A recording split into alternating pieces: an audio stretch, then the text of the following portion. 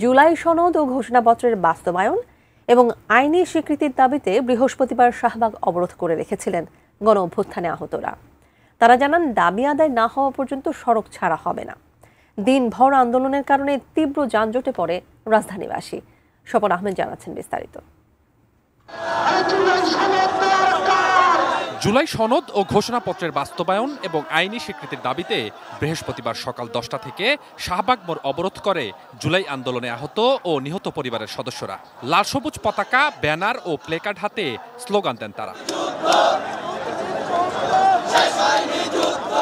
তারা বলছেন, অভ্যুত্থানের বছর পেরিয়ে গেলেও এখনও সরকার তাদের দাবি মেনে নেয়নি, ফলে বাধ্য হয়েই রাজপথে নেমেছেন। জুলাই সনদ শুধু কোনো দাবি নয়, এটি তাদের অধিকার বলেও জানান আন্দোলনকারীরা। আমাদের জুলাই সনদপত্র ঘোষণা দিতে হবে। আমাদের জুলাই সনদপত্র সংবিধানে অন্তর্ভুক্ত করতে হবে। সংবিধানে হচ্ছে যে আমাদের জুলাই যোদ্ধাদের কাউন্সিলিং কার্যক্রম যুক্ত করতে হবে।